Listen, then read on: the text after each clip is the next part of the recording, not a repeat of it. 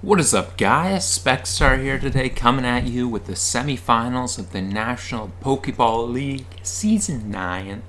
And I'm going up here against a familiar foe in Adam TheBeesKnees. And you may recognize him as the last person I played in the regular season, so he got a pretty quick rematch here.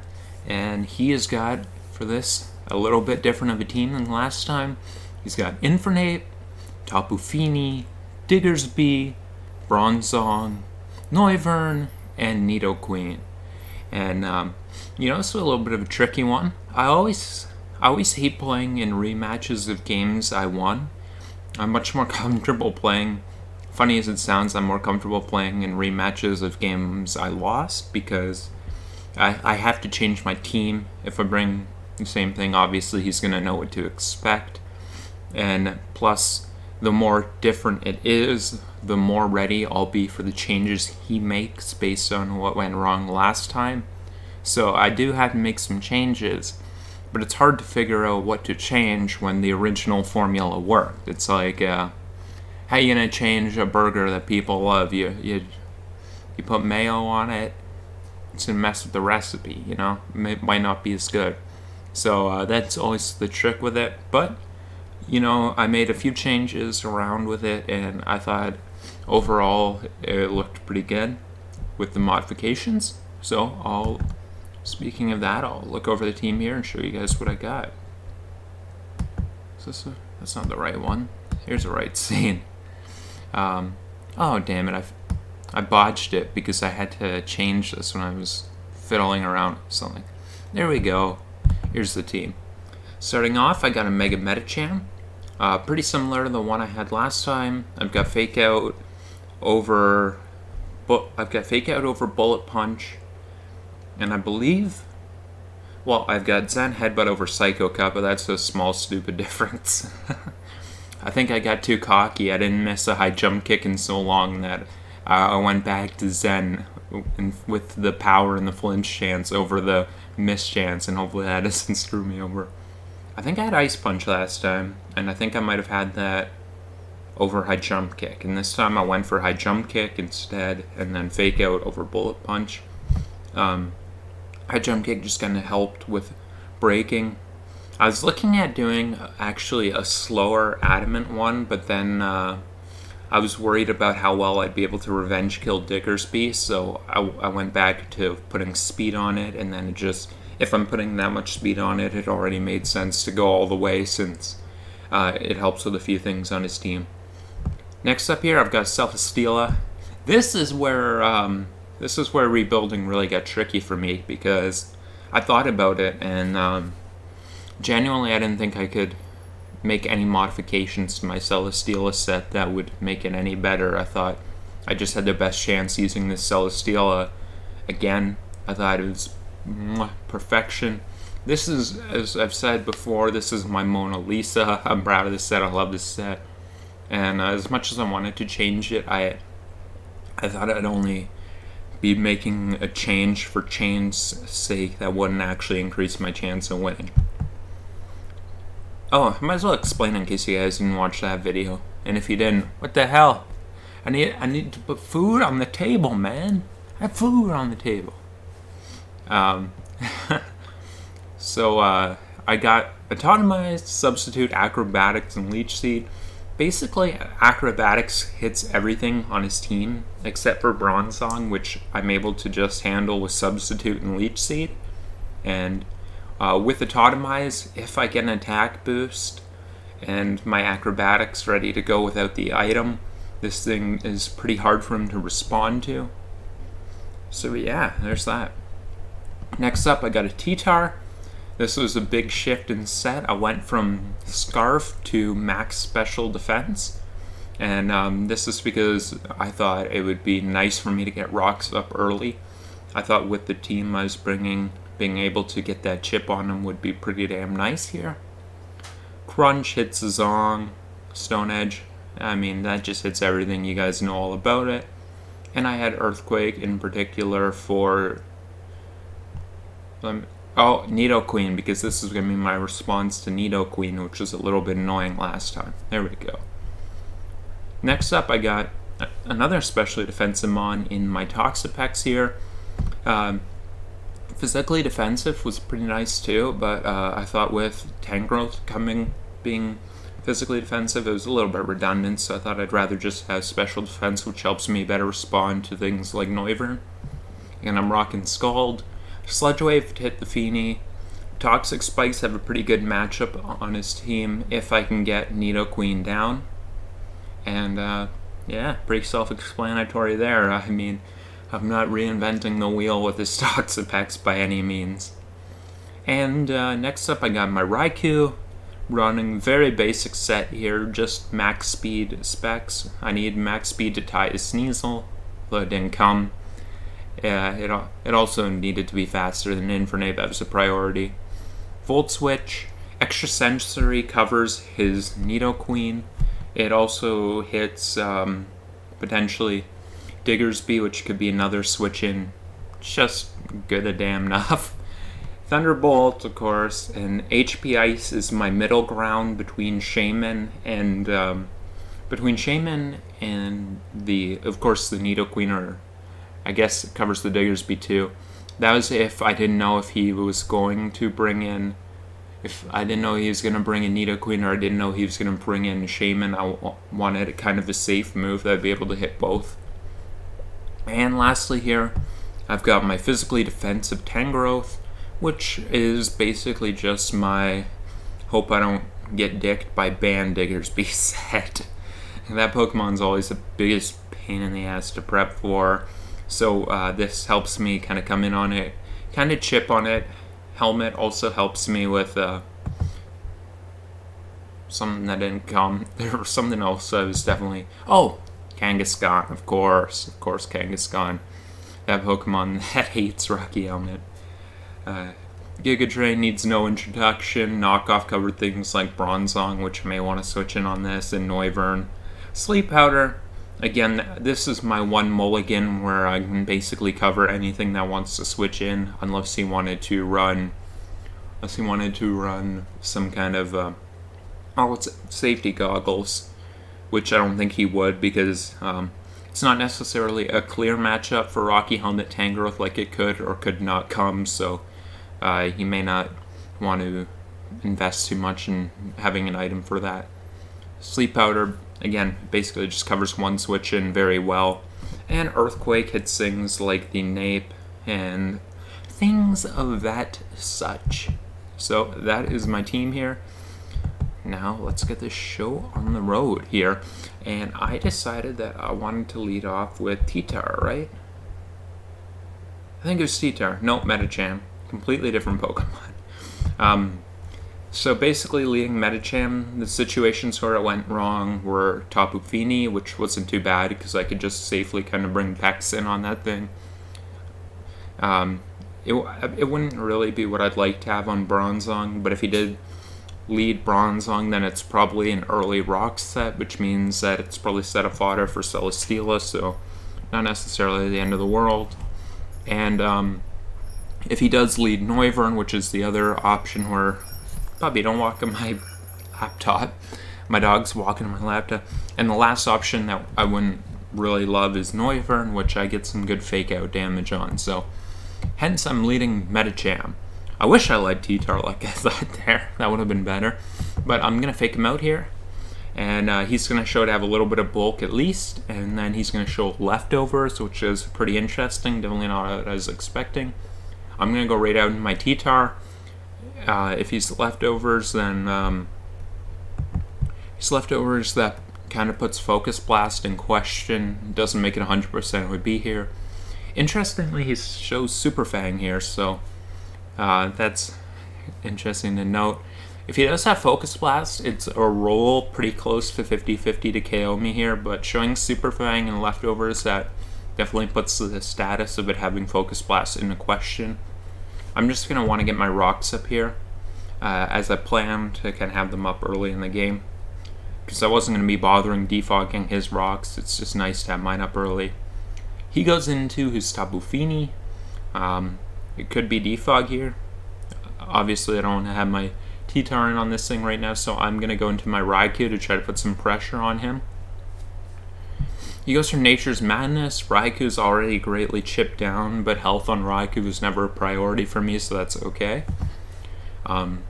So here I think that his most likely switch-in is going to be Nidoqueen. He doesn't have Shaman. And if he does go into Diggersby, I'm also fine with Extra Sensory. He could stay in. I'm not sure if he'd want to do that right now. I mean, I guess it's obvious that I'd want to predict one of the ground types and want to go for an electric move here, but I think my play here is just always to click Extra Sensory. He does go into the Nidoqueen here, and I am going to do a ton. If he had no bulk investment, then I would have needed a roll that would have been a little bit in his favor to kill him if he was no bulk, but well, it's more likely he'd have a little bit of bulk just where he didn't need speed if he is an offensive set. So probably odds are not very good on getting that kill there, but we are going to do a ton. That thing is in range of rocks. I thought about pulling a double here actually into something like, because he knows I'm locked in now. He has to know that. So I thought he might go into Bronzong, and I thought about going into my my Celesteela here, right? But I thought that was just a little bit too aggressive, because if he did stay in, the cost was too much. So I'm actually just gonna collect my Extra Sensory here, and if he goes into Bronzong or something, he goes into Bronzong. He's actually gonna show to be Scarfed, which is interesting, but I'm gonna take this opportunity to go into my Toxapex because my mind, if I get T-Spikes up here, this thing dies to rocks and it's not able to absorb them. And even if Feeny is defogged, then it has to come in on the T-Spikes. So that's my thought process there. Is a priority for me to get them up, especially since he's locked in and he can't hurt me. He's going to go out into his Tapu Fini here, so if he's got defog, I'm about to see it now. I'm just going to click my Sludge Wave here, because Pex can hit this thing at least decently. He's going to taunt me. Sludge Wave, based on the damage, he's got some special defense investment. Potentially not all the way. He's actually going to Whirlpool me. He's going to stay in his Sludge Wave again, which is pretty interesting.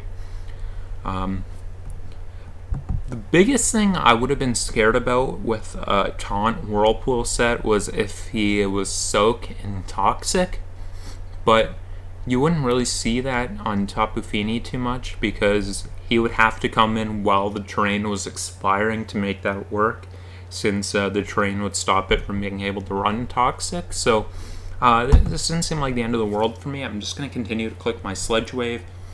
He'll Nature's Madness, but he's got to get me really low to be able to take me out. And since it's Toxapex, one of the...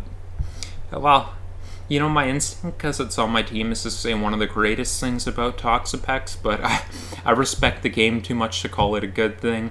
But so probably one of the worst things about Toxapex is that if you chip it down low, that doesn't really matter too much because it has regen, so that's something that really sets it apart from all the other walls. And yeah, unfortunately for him, he misses a Nature's Madness, which would have kept me chipped a little bit lower. Potentially not the biggest deal, but of course still annoying to him. Diggersby comes in, and I'm going to go into my Tangrowth, which is my designated response to him. I don't know if he's Jolly or... Adamant. That could be a really low roll with Adamant, if I'm not mistaken. Or more likely, though, it's going to be Jolly, and it's clearly not banded, so that's something to note. I'm at this point looking at that thinking Jolly Scarf. That's what I think is most likely right now.